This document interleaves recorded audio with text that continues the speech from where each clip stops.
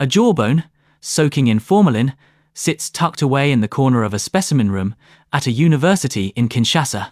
The label on the glass jar has long since yellowed and peeled away. But the teeth inside demand your attention. Each one is as long as an adult's thumb, straight, translucent, and sharp-looking, as if some madman had hammered daggers, one by one, into the bone. Anyone seeing this for the first time would guess it belonged to a crocodile, or the remains of some prehistoric reptile. But they would be wrong. This is the mouth of a fish. A freshwater fish.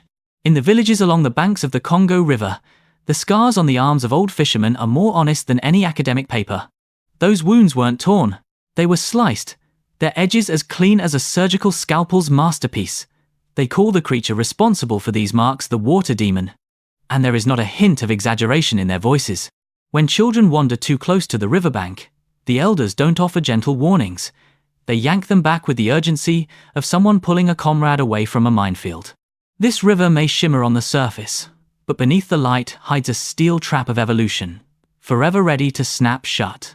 Its scientific name bears the word Goliath, after the giant struck down by David in the Bible. But in the context of the Congo, there is no David, and no one is standing up with a slingshot. 2 meters in length, 50 kilograms in weight, a body armored in silver and gold scales that slice through the turbid currents, a single flick of its tail leaves nothing but a lingering shadow. Most unnerving of all are the eyes.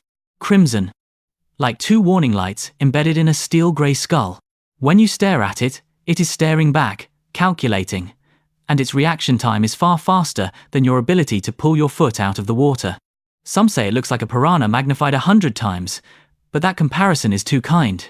Piranhas rely on the swarm and macabre play of 1,000 ants stripping a carcass. The Goliath Tigerfish needs no companions. With one bite, a 10-kilogram prey is cleaved in 2. The surface doesn't break into splashes. It erupts in a red mist.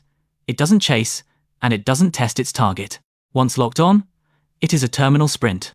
This lethality was forged by the Congo River over millions of years, sharpened by its rapids and its absolute darkness. Ironically, a fish capable of biting a crocodile to pieces eventually found itself stuffed into a glass tank, labeled with a price tag, and put up for sale in the aquarium markets of Southeast Asia. In the late 90s, the asking price for a juvenile was barely $1,000, hardly more expensive than the Thai tiger perch, which hadn't yet been listed as a protected species. But the point was never the price. The point was the glint in the eye of the person who hauled it ashore, a glint of greed that was no different from the crimson predatory stare of the tigerfish itself. Do you think the villagers along the Congo fear this fish to their core? They do. But fear is a luxury that hunger cannot afford. Every year, when the rainy season causes the water to surge, men still push their dugouts into the most treacherous rapids. It isn't an act of bravery. It's because one adult tigerfish dragged to the market can feed a family for 3 months.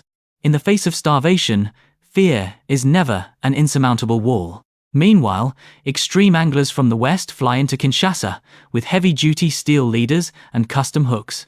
They spend fortunes on guides, boats and permits just to snap a photo of their trophy for social media. In their hands, the fish is no longer a living being. It is a medal, a piece of social currency that shouts, "I have conquered the most dangerous freshwater fish on Earth." Can you see it? The script is repeating itself. The Yangtze sturgeon spent tens of millions of years adapting to its river, only to lose to a stamp on a dam approval form. The Newfoundland cod survived the Ice Age but couldn't survive a politician's promise that quotas could be just a little higher. The Aral Sea shrank from the world's 4th largest lake into a toxic salt flat because Moscow's planned economy decided that cotton was worth more than water. Now, it is the Congo's turn. The children growing up on these banks are warned by their elders, don't let the water demon take you, but the thing they truly should fear was never the fanged mouth beneath the surface.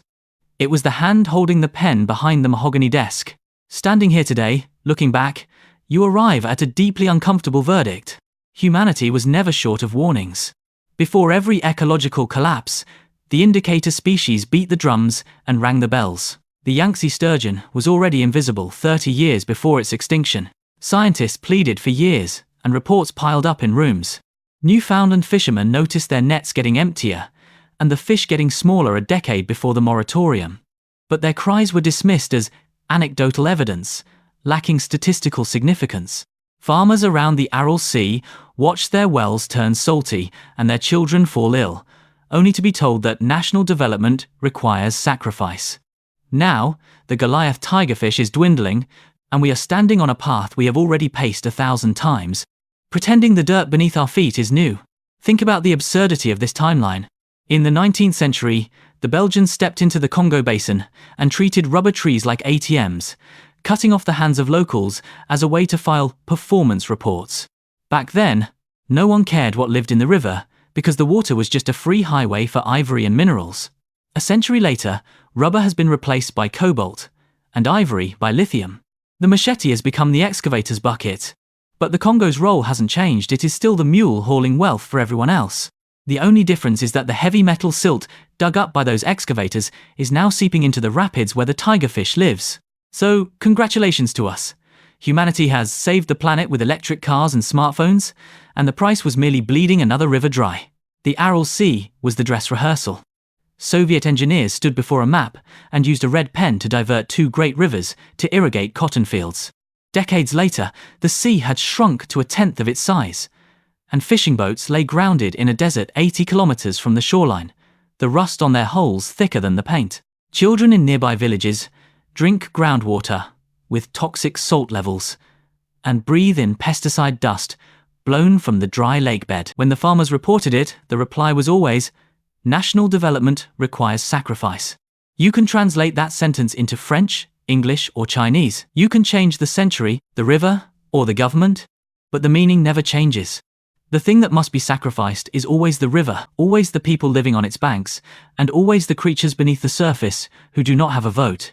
The Congo River is currently living through the Aral Sea script, but the production has moved from Moscow to Kinshasa, and the investors have shifted from the Soviet regime to multinational mining giants. Upstream forests are razed for mines, silt levels skyrocket, and dissolved oxygen plummets. The Goliath tigerfish is an apex predator. If any link at the bottom of the food chain breaks, the pressure ripples all the way up to its jaws. It isn't being killed by a blade. It is being starved to death, suffocated by turbid water, and granted a stay of execution by an economic system it cannot begin to comprehend. The ultimate irony? The cobalt and lithium extracted from its home end up in the battery of the phone you are holding right now. You scroll through your screen, looking at its crimson eyes and dagger-like teeth, thinking it is the demon of the river. But for the Congo, the real demon was never underwater. Someone once wrote in a comment section, more accurately than any ecological report, "To the human, I'm just a fish with a scary face." That is it. The Goliath tigerfish has the face of the world's worst nightmare. It can bite through a crocodile and cleave a 10-kilogram fish in two. Yet, in the face of the human industrial chain, it has no power to save itself. You call it fierce. You call it wild. But in documentaries, anglers smile for the camera as they stroke its scales like they are holding a trophy. Its weapons, evolved over millions of years, are utterly toothless in the face of us.